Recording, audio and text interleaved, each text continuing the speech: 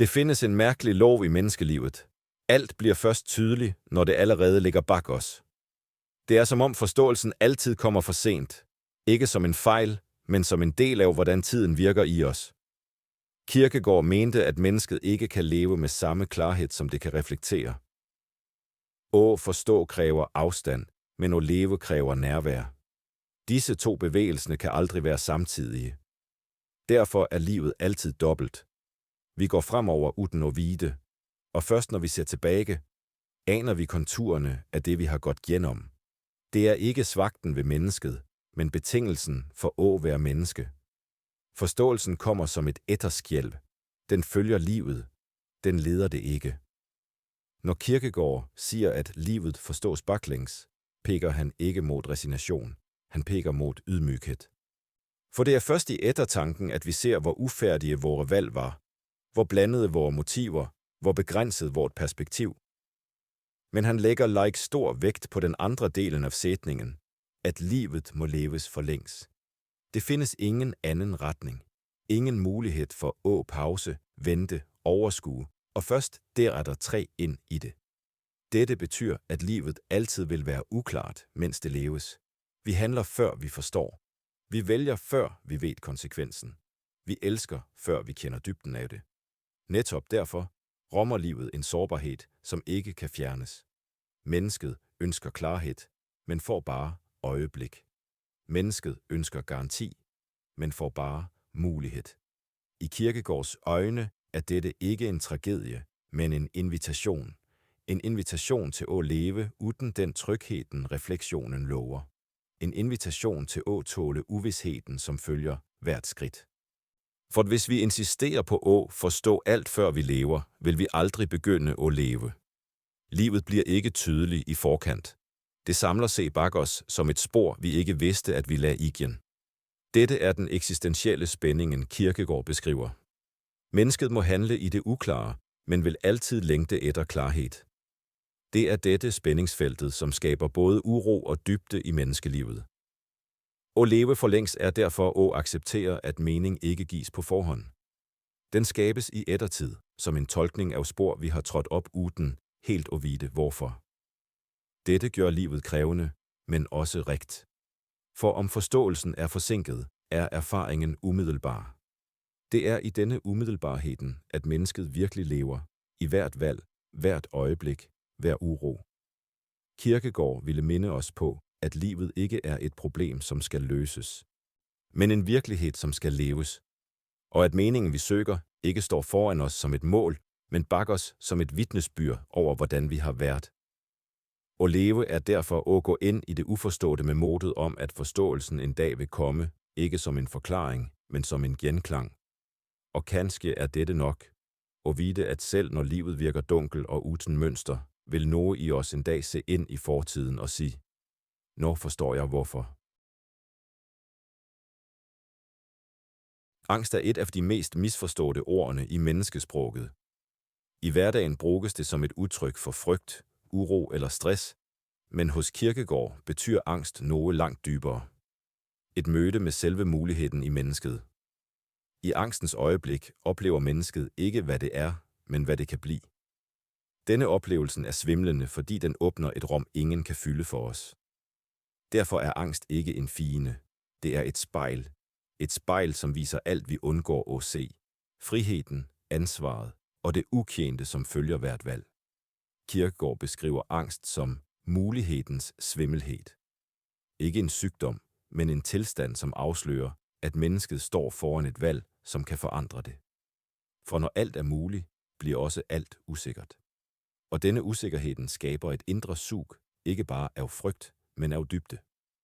Angst opstår ikke, når vejen er stængt, men når den er åben. Når mennesket indser, at det ikke længere kan gemme sig bag vaner, forventninger eller maskineriet i et vanligt liv. I dette øjeblikket står vi ikke over for verden, men over for os selv. For angstens kerne er ikke, hvad vil ske med mig, men hvem kan jeg vælge at være? Denne indsigten gør angst smertefuld, men også nødvendig. For uden angst vil mennesket aldrig vågne til sin egen frihed. Det findes en stille form for angst, som ikke viser sig som panik, men som et lavt tryk i tilværelsen. En fornemmelse af, at man lever på afstand fra sig selv. Kierkegaard ville sige, at dette er sjælens måde at råbe på. Ikke etter tryghed, men etter sandhed.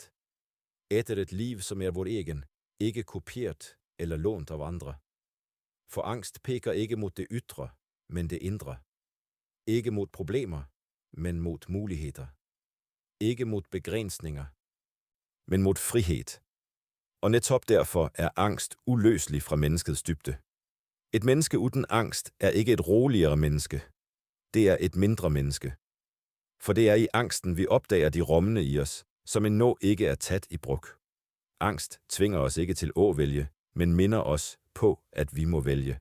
At vi allerede er midt i en bevægelse, som kræver retning. Dette betyder ikke, at angst skal fejres. Den skal heller ikke bekæmpes. Den skal forstås. For når man forstår angst, forstår man også sig selv. I Kierkegaards filosofi er angst altid knyttet til selvets mulighed. Ikke den færdige, sikre identiteten, vi viser verden, men det åbne rummet er jo det, som endnu ikke er fuldført i os. Derfor er angst også et tegn på liv. Den viser, at mennesket ikke er fastlåst i det har været, men i bevægelse mod det kan blive. Og det er i denne bevægelsen, at uroen bliver værdifuld. For uden uro ville mennesket aldrig stille de afgørende spørgsmålene. Hvad vil jeg? Hvad vælger jeg? Hvem er jeg ansvarlig overfor? Angst er ikke svaret, men tærskelen. Den fører os ikke ind i sandheden, men frem til døren.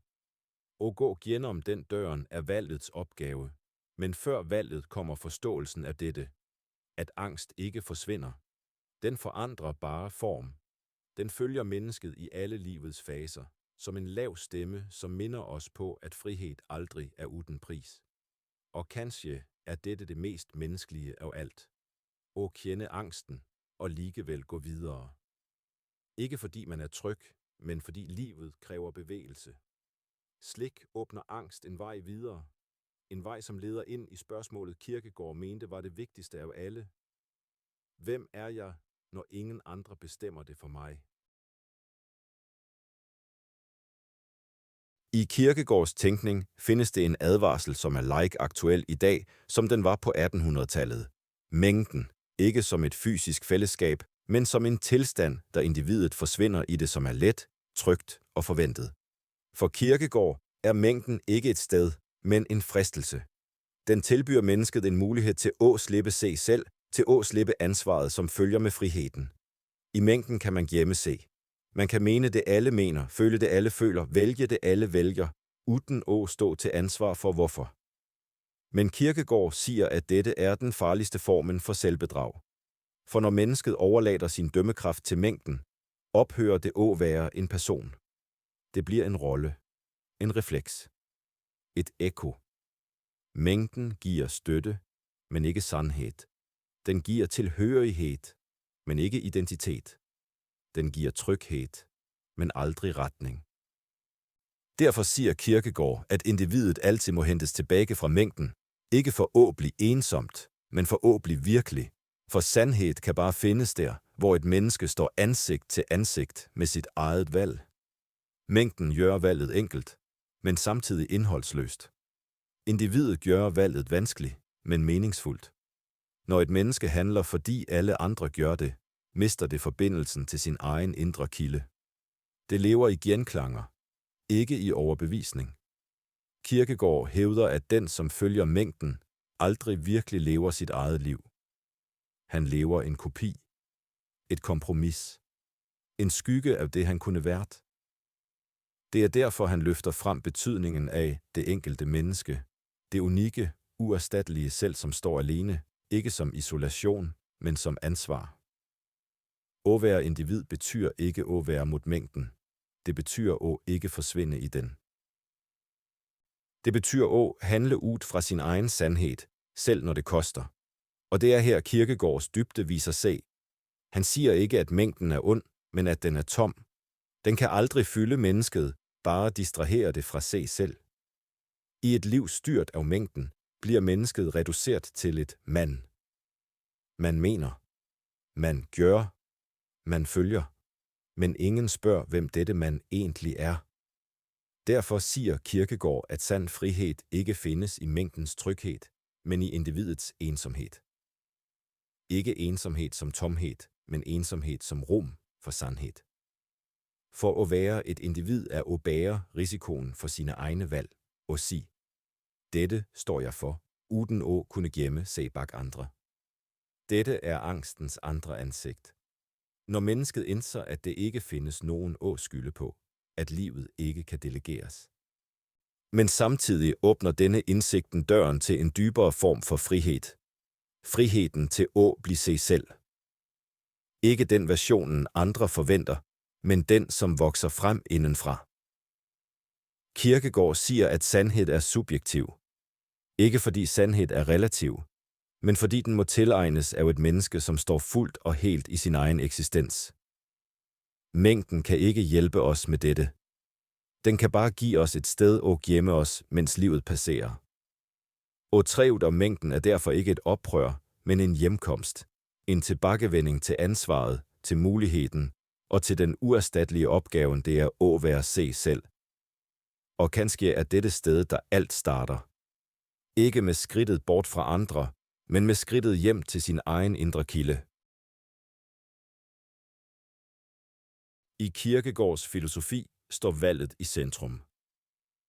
Ikke handlingen alene, men den indre bevægelsen, som sker, når et menneske siger, dette vælger jeg, og dette bærer jeg. For et valg er mere end et resultat, det er en skabelsesakt. Mennesket skaber sig selv gennem de valgene, det våger at stå for. Kierkegaard skiller mellem det æstetiske og det etiske livet. Ikke som moral, men som to måder at forholde sig til valgets tyngde på. Det æstetiske mennesket vælger for at undgå ansvar. Det hopper fra mulighed til mulighed, slik at ingen af dem trænger at binde det. Men det etiske mennesket vælger for at skabe sig selv. Det ved, at hvert valg vil begrænse, men også definere. At frihed uden retning ikke er frihed, men flugt. For når et menneske vælger, siger det samtidig nej til 1000 andre muligheder. Dette afkaldet er smertefuldt. Men det er i denne smerten, at identiteten bliver ægte. Derfor siger Kierkegaard, at valget må tages i inderlighed. Det er ikke nok at beslutte med hovedet. Man må bære beslutningen med hele sin eksistens. Et valg, som ikke bæres, er ikke et valg. Det er en tilfældighed, som falder af os, så snart omstændighederne ændrer sig. Derfor er valget ikke vigtigt på grund af, hvad det fører til, men på grund af, hvem det gør os til. Konsekvenserne er sekundære. Bevægelsen i selvet er det primære. Kierkegaard siger, at mennesket ofte søger garanti, før det vælger. Men garanti og valg hører ikke sammen. Et valg, som er trygt, er ikke et valg. Det er en formalitet. Derfor opstår angst i møde med valget. Ikke fordi valget er farligt, men fordi det er virkelig. Fordi det afslører, at livet ikke kan reduceres til planer, forventninger eller andres råd. Valget er det øjeblikket, mennesket må træde frem alene. Selv om andre kan påvirke, kan ingen vælge for os. Dette ensomme øjeblikket gør valget både vanskeligt og vakkert. I en verden, som dyrker komfort, kan valgets alvor opleves næsten fremmed. Men uden alvor forsvinder friheden, og uden frihed forsvinder jeget. Kierkegaard ville sagt, at mennesket må vælge sig selv, ikke i egoistisk forstand, men som en forpligtelse, og bære sit eget liv med ansvar og ærlighed. For hver gang vi skyver valget foran os, svækkes forbindelsen til vort eget centrum. Livet bliver en række udsættelser, ikke en bevægelse. Men hver gang vi vælger, styrkes vort indre rum. Ikke fordi vi vælger rigtigt, men fordi vi vælger helt. Det er derfor Kierkegaard hævder, at mennesket altid er i dannelse. Ikke færdig, ikke fast, men i en uophørlig proces af at forme sig selv gennem beslutninger. Og slik bliver valget ikke bare en handling i tiden, men en måde at tilhøre sig selv på. Kanskje er dette årsagen til, at valget altid bærer en vis smerte. Det minder os om, at ingen andre kan leve for os. At livet vort ikke er et manus, men en skabelse. I denne indsigten ligger også en stille frihed. For når vi forstår, at ingen kan tage valget fra os, forstår vi også, at ingen kan tage den indre værdigheden, som følger af at vælge. Og kanskje, når man ser tilbage mange år senere, er det ikke resultatene, som tæller mest, men modet, man havde, da alt var uvist. Det er ofte i de valgene, vi var mest rede for, at vi finder sporene af, hvem vi virkelig blev. Hvis nogen kender igen denne spændingen i sig, mellem frygten for at vælge og frygten for at ikke vælge, kan det være et tegn på, at man står på tærskelen til noget vigtigt. Det er ofte slik. Før forståelsen kommer bevægelsen. I Kierkegaards værk Sygdommen til døden beskrives fortvivlelsen ikke som en følelse, men som en tilstand i selvet. En indre splittelse, der mennesket ikke er forent med den, det er ment at være. Fortvivlelse er derfor ikke et råb om hjælp, men et tegn på, at mennesket har kommet bort fra sit eget centrum. Det findes flere former for fortvivlelse. Den første er den ubeviste, når et menneske lever langt fra sit eget potential, uden at vide det. Det føler kanskje ingen smerte, men fraværet af smerte er netop sygdommen. Et menneske kan leve et helt liv i denne stilfærdige fortvivlelsen. Et liv, som ser rigtig ud udenfra, men som indenfra er tomt for retning. Den andre formen er den beviste fortvivlelsen, når individet ved, at det lever fejl, men ikke orker at forandre sig. Dette er en tyngre form. For her er mennesket delt i to. Det ser mulighederne sine, men tør ikke træde ind i dem. Den tredje formen, som Kierkegaard omtaler som den dybeste, er fortvivlelsen over ikke at ville være se selv. Her forsøger mennesket at flygte fra sin egen eksistens og udslette det i sig, som er ubehagelig, sårbart eller ufærdig. Men fortvivlelse har en paradoksal natur. Jo mere mennesket forsøger at undgå sig selv, desto stærkere bindes det til det forsøger at rømme fra. Dette er, hvorfor Kierkegaard kalder fortvivlelsen en sygdom. Ikke fordi den ender i død, men fordi den hindrer mennesket i at leve. For at forstå fortvivlelsen, må man forstå, hvordan selvet er bygget. For Kierkegaard består selvet af en stadig bevægelse mellem det, man er født som, og det, man er kaldt til at blive. Fortvivlelse opstår, når denne bevægelsen stopper. Når mennesket nægter at vokse. Eller når det forsøger at være noget andet end sit eget mulighedsrum. Mange tror, fortvivlelse er et tegn på svaghed, men Kierkegaard ser det modsat. Fortvivlelse er et tegn på liv. Det viser, at det findes en indre spænding, en indre kamp, en indre længsel, som endnu ikke har fået sit sprog. Fortvivlelse er derfor ikke slutten, men begyndelsen. Den er dørterskelen, der mennesket indser, at noget i det må forvandles. Men denne indsigten leder ikke automatisk til forandring. Mange bliver stående i fortvivlelsen, fordi den, paradoksalt nok, føles tryggere end friheden, som venter på den andre siden. Kierkegaard hævder, at det, som kurerer fortvivlelsen, ikke er kundskab, men en indre beslutning, en vilje til at bære sin egen eksistens uden at flygte fra den. At træde ud af fortvilelsen er derfor ikke et spørgsmål om at finde svaret, men om at tage tilbage ejerskabet over sit eget liv. I dette ligger også en dyb trøst. Fortvilelsen viser mennesket, at det er større end tilstanden, det befinder sig i. At muligheden fortsat lever, selv når alt virker lukket. Fortvilelsen siger, du er ikke færdig.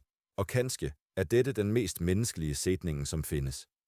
Når man begynder at se fortvilelsens slik, mister den noget af sin mørke tyngde.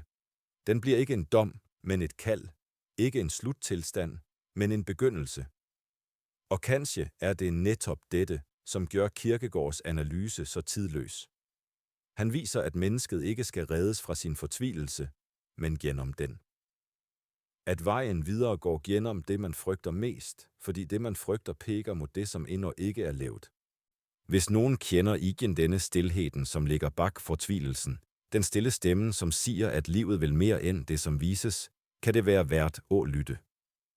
Ofte begynder forvandlingen i det øjeblikket, et menneske indrømmer for sig selv, at det længter. I Kierkegaards filosofi når mennesket et punkt, der fornuften ikke længere kan følge det. Ikke fordi fornuften er svag, men fordi visse eksistentielle sprang ikke kan beregnes, forstås eller sikres på forhånd.